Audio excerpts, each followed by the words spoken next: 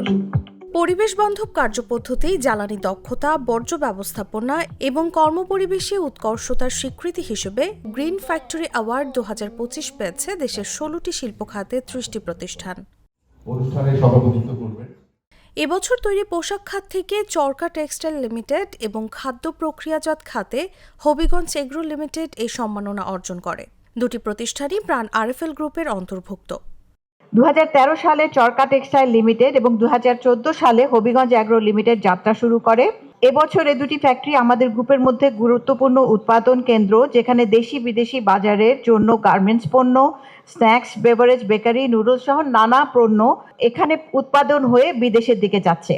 আজকের এই অ্যাওয়ার্ডের মাধ্যমে আমাদের যাত্রা শেষ হয়ে যাবে ঠিক সেটা না, আমরা এখান থেকে শুরু করছি। এই সম্মাননার মাধ্যমে আমরা আরো অনুপ্রাণিত হয়েছি যাতে ভবিষ্যতে আরো ভালো এগিয়ে যেতে পারি। আমি আরো এই উদ্যোগের জন্য শ্রম এবং কর্মসংস্থান মন্ত্রণালয়কে আবার ধন্যবাদ জানাচ্ছি।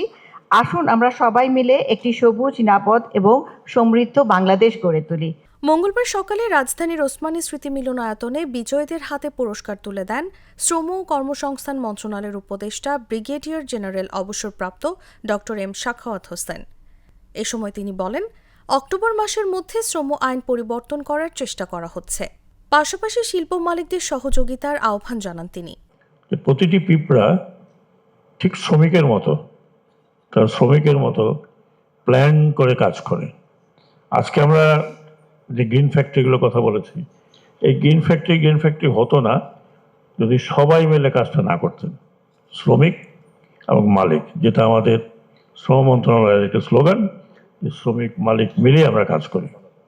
এখানে যারা বসে আছেন, যারা পুরস্কার পেয়েছেন, তাদেরকে তো ধন্যবাদ জানাই। যারা চেষ্টা করেছেন পাননি, ভবিষ্যতে ভালো করবেন, তাদেরকেও ধন্যবাদ জানাচ্ছি। ওনাদেরকে ধন্যবাদ জানাচ্ছি স্পেশালি যে ওনারা গ্রিন ফ্যাক্টরি করতে পেরেছেন, কারণ ওনাদের ভিতরে, মালিক এবং শ্রমিকদের ভিতরে একটা সৌহার্দ্যপূর্ণ অবস্থানের কারণেই তারা এই আজকের এই জায়গায় এসেছেন।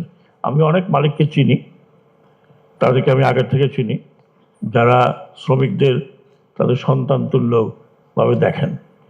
এটাই কিন্তু হওয়া দরকার আমাদের দেশে।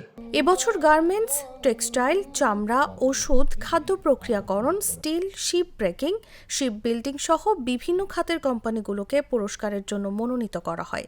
পুরস্কার হিসেবে একটি ক্রেস্ট, সনদ এবং 1 লাখ টাকার চেক দেয়া হয়। শ্রম ও কর্মসংস্থান মন্ত্রণালয়ের তাসলিমা তিথি, জাগো নিউজ।